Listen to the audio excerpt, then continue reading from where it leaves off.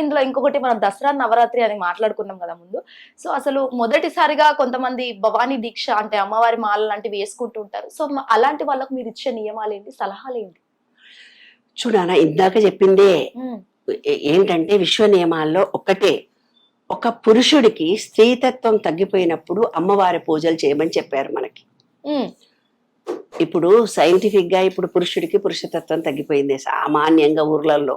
ఈ పనులు చేసి ఆ పనులు చేసి పుట్టుకతోటే వాడికి కొంచెం స్త్రీతత్వం ఎక్కువ ఉంది, పురుషతత్వం తక్కువ ఉంది. హ్మ్. భవానీ చేశారు.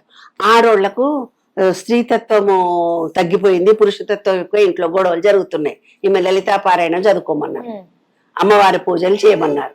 ఆయనలో పురుషతత్వం నుండి స్త్రీతత్వము ఎక్కువ, పురుషతత్వం రాక్షసత్వం జరిగినప్పుడు అమ్మవారి పూజలు చేసినప్పుడు కొంచెం శాంతం శాంతం శాంతం శాంతం అయిపోయి స్త్రీని గౌరవించడము, స్త్రీని ప్రేమించడము, స్త్రీలో ఉన్న సునిశ్చితత్వాన్ని అర్థం చేసుకోవటం, అదే విశ్వరహస్యం. కాబట్టి ఈ ఈ అమ్మవారిది, ఆంజనేయ స్వామివి, తిరుపతి వెంకటేశ్వర స్వామి ఎర్ర డ్రెస్సులు, ఆరెంజ్ డ్రెస్సులు వేసుకొని చేస్తారు చూడు, ఇవన్నీ శాస్త్రీయతలు అంతా కూడా శక్తిని ఎనర్జీ లెవెల్స్ చేసుకోవడం బాడీలో. ఏ ఎనర్జీ లెవెల్, అయ్యప్ప మాల వేసుకుంటారు నాన్న, అది కూడా 40 days చేస్తారు. నల్లటి డ్రెస్ వేసుకుంటారు, అది మూలాధార చక్రము. ఈ రెడ్ డ్రెస్ వేసుకునేది స్వాదిష్టాన చక్రము.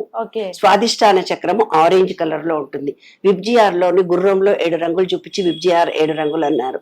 Violet, IndiGo, blue, green, yellow, orange, red, అట్లా మన కలర్స్ అన్నమాట. అదే మూలాధార, రెడ్ కలర్ వేసుకుంటే ఒక చక్రం యాక్టివేట్ అవుతుంది, బ్లాక్ తీసుకుంటే మూలాధార చక్రం యాక్టివేట్ అవుతుంది. అట్లా మనం ఆ డ్రెస్సు, ఆ పూజ, ఆ లెవెల్ అన్ని మన బాడీలో ఉండే చక్రాలను యాక్టివేషన్ చేసుకోవడానికి ఏర్పరిచినటువంటి మూఢనమ్మకాలు, మూఢ విశ్వాసాలు. కానీ సైంటిఫిక్ గా ఇట్ ఈస్ వెరీ గుడ్.